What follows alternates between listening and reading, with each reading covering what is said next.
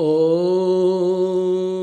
सहनाववतु सहनौ भुनक्तु सह वीर्यं करवावहै तेजस्विनावधीतमस्तु मा विद्विषावहै।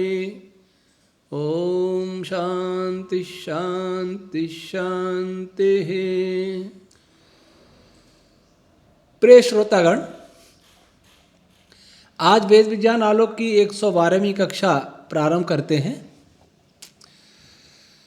पहले पंचिका के पहले अध्याय का तीसरा खंड चल रहा था और कंडिका समूह है 5वां वेद विज्ञान आलोक की दृष्टि से। आंजयन्त्येनं तेजोवा एतदक्षिणोर यदाञ्जनं सत्तेजसम् एव ऐनं तत्कृत्वा दीक्षयन्ति। आंजन्ति ऐनम। पिछली कक्षा में चर्चा चल रही थी 4 प्रकार के पदार्थों की, देव, मनुष्य, पितर और गर्भ। इन 4 पदार्थों को हमने व्याख्यात किया था, बतलाया था कि ये 4 पदार्थ किस प्रकार के होते हैं और कौन से पदार्थ इन पदार्थों को प्रेरित करते हैं, तेजस्वी बनाते हैं, सक्रिय करते हैं, समृद्ध करते हैं। अर्थात किन पदार्थों के द्वारा देव आदि पदार्थों में सक्रियता बढ़ती है, उनमें तेजस्विता बढ़ती है और उनमें वृद्धि भी होती है। तो इन पदार्थों को आंजन्ति किसके द्वारा, इन पदार्थों को उनके जो पदार्थ थे देव को आज्य के द्वारा, मनुष्य को घृत के द्वारा, तो पहले चर्चा की, उनके द्वारा मनुष्य को सुरभि घृत के द्वारा, उनके द्वारा आंजन्ति। आंजन्ति का अर्थ क्या है? यह अंजु व्यक्ति मृक्षण कांति गतिषु, इस धातु से आंजन्ति पद व्युत्पन्न हुआ है। अर्थात जो उनकी प्रेरक रश्मियाँ थी, प्रेरक पदार्थ थे, उनके द्वारा ये देव आदि पदार्थ व्यक्त तर होते हैं। अर्थात पहले इस ब्रह्मांड में संपूर्ण पदार्थ ऐसा होता है कि एक पहचान में नहीं आता, कहाँ देव है, कहाँ मनुष्य नाम का पदार्थ कण है, कहाँ पितर नाम का है। उनकी अलग से कोई पहचान नहीं होती, सब ऐसा मिक्सचर होता है, मिश्रण होता है, स्पष्टता नहीं आ पाती। प्रकृति से बनते बनते बहुत सारी प्रक्रियाओं के चलते हुए भी वहां तक अभी वो पदार्थ की वह अवस्था है जिसमें कहीं कोई विशेषता स्पष्ट पृथक पृथक अनुभव नहीं हो सकती। तो उसके लिए कह रहे हैं कि इन पदार्थों के द्वारा, जैसे देव पदार्थों को आज्य के द्वारा, मनुष्य को सुरभि घृत के द्वारा आंजन्ति अर्थात व्यक्ततर किया जाता है, कुछ कुछ व्यक्त किया जाता है। व्यक्ततर न करेंगे, उनको कुछ व्यक्त किया जाता है, वे व्यक्त होने लगते हैं। मृक्षण वो एक प्रकार से सज्जित होने लगते हैं, साफ होने लगते हैं, स्पष्ट होने लगते हैं। वही व्यक्त जैसा कांति और उनमें कमनीयता, प्रकाशशीलता, एक अव्यक्त जैसी दीप्ति वो प्रकट होने लगती है और उनमें गतिशीलता भी बढ़ने लगती है। पहले संपूर्ण पदार्थ जो मिश्रण जैसा भरा था, उस पदार्थ में उन देव आदि पदार्थ अभिव्यक्त होने लगते हैं, मनुष्य आदि कण अभिव्यक्त होने लगते हैं, वे सज्जित होने लगते हैं आगामी क्रियाओं के लिए। वे आकर्षण बल आदि से युक्त होने लगते हैं और पूर्व के अपेक्षा अधिक गति को प्राप्त करने लगते हैं।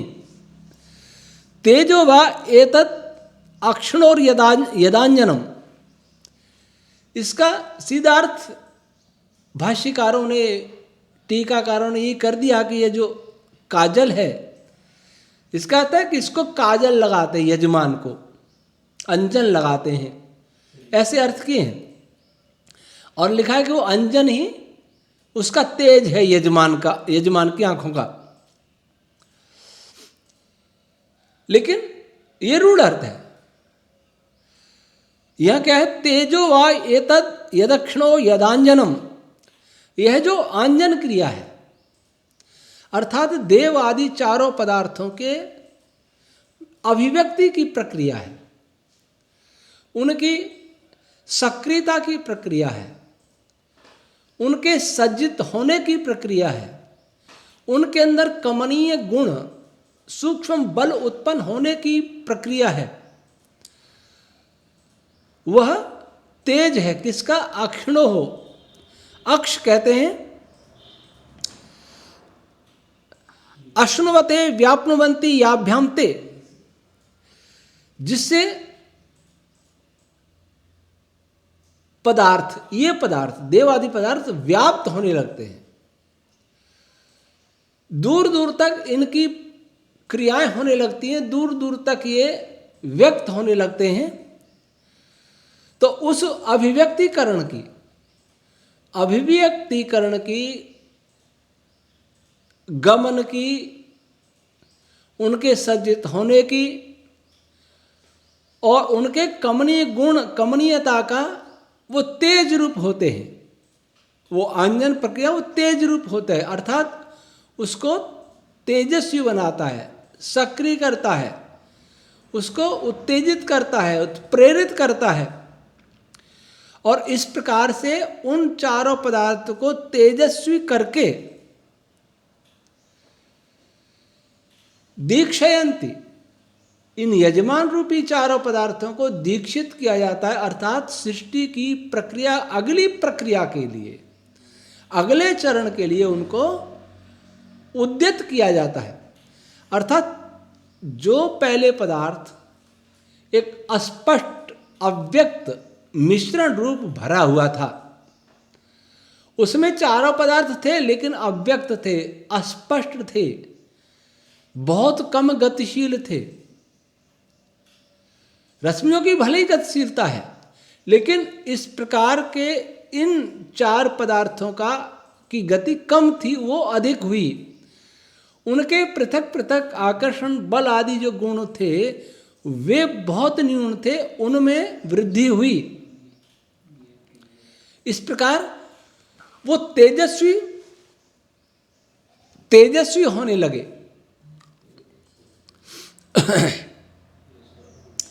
उनमें आकर्षण, प्रतिकर्षण, धारण आदि गुण बढ़ने लगे और ऐसा करके सृष्टि की अगली प्रक्रिया के लिए वो दीक्षित होने लगते हैं।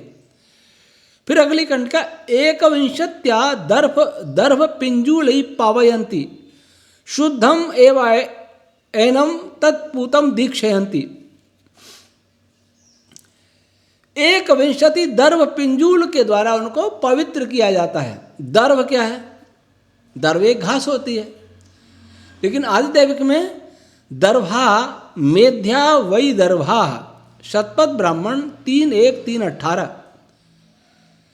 दर्भ वे पदार्थ हैं जो मेध्य हैं, संगमनीय हैं, अर्थात यजनशीलता जिनका गुण है, गति जिनका गुण है और हिंसा, अनावश्यक, बाधक, असुरादि पदार्थों को नष्ट करना जिनका गुण है, वे कहलाते हैं दर्भ। दर्भा वा आप औषधेय, आप जो विभिन्न प्रकार के प्राण रश्मियां हैं जो सब जगह व्याप्त होने से आपह कहलाती हैं, वे दर्भ हैं, वे दर्भ रूप हैं। अर्थात वे प्राण रूप रश्मियाँ मेध हैं, वे यजनशील हैं, संयोग करने वाली हैं, संयोग कराने वाली हैं। वे असुरादि सूक्ष्म पदार्थों का सूक्ष्मतम स्तर पर या सूक्ष्मतर स्तर पर भेदन करने वाली हैं, नष्ट करने वाली हैं। और आपो दर्भा शतपथ 2-2-3-11 और पहले है आपो दर्भा व आपा मैत्राणी संहिता 1-7-2। अपाम व एतत् तेजो वर्चः यद दर्भा तैत्तिरीय ब्राह्मण 2-7-9-5। इसमें दर्भ को आपों का तेज कहा है, अर्थात यह आपा का अर्थ सूक्ष्म तन्मात्रा, सूक्ष्म कण, उनका ये तेज है। दर्भ अर्थात उन कणों से जो प्राण आदि रश्मियां निरंतर निःसृत होती रहती हैं, उत्सर्जित होती रहती हैं, वो उनके तेज का कारण होती हैं। पवित्रमयी दर्भा, दर्भ पवित्र होते हैं। पवित्र की परिभाषा क्या है, शुद्ध की परिभाषा क्या है? और दृणाति विदारती दर्भ, शुद्धता की परिभाषा महर्षि दयानंद ने लिखी है, अग्निना छिन्ना पृथक पृथक परमाणवो भूत्वा वायु विहरन्ति ते शुद्धा भवन्ति। अर्थात जब कोई पदार्थ पृथक पृथक दिखने लग जाए, अनुभूत होने लग जाए, तो वो शुद्ध कहलाता है। जैसे आपने गेहूं को साफ किया तो गेहूं में कुछ कंकड़ पत्थर हैं छोटे छोटे, वो नहीं दिखते, लेकिन जब उनको अलग अलग एक एक दाना अलग कर लिया जाता है तो गेहूं अलग दिखता है, वो पत्थर अलग दिखता है। यह शुद्धिकरण की प्रक्रिया। शुद्धिकरण का अर्थ है कि किसी पदार्थ के अंदर कोई अन्य अवांछनीय पदार्थ मिल गया हो, उसे पृथक करना ही शुद्ध करना है, उसे पृथक करना ही पवित्र करने की क्रिया है, पवित्र करना है। तो ऐसे ही ये देव असुर, देव मनुष्य, ये आज जो पदार्थ पहले मिश्रण प्राय थे, मिले हुए थे, इनको पृथक पृथक किया जाता है।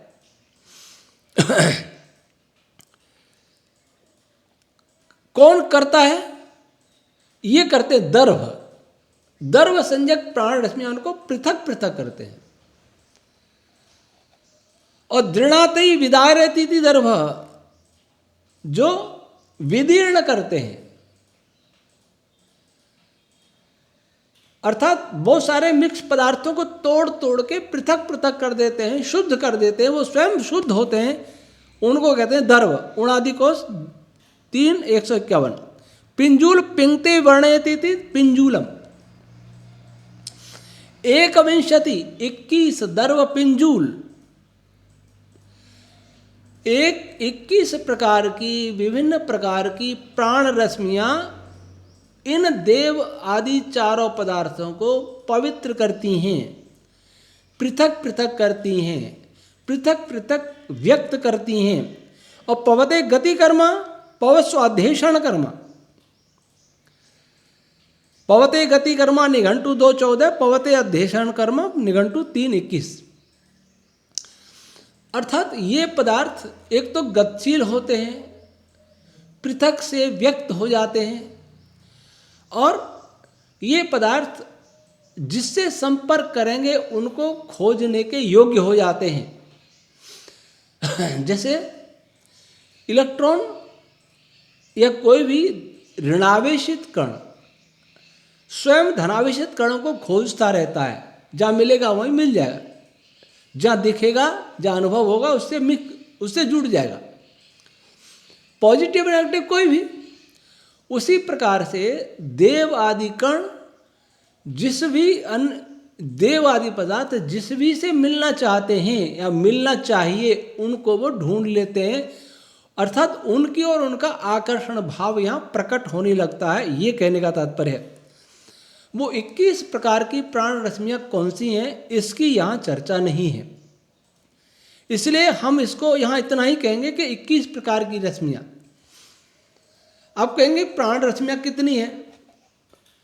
प्राण 12 है, 11 हैं वैसे। प्राण, अपान, उदान, व्यान, समान, ये मुख्य प्राण।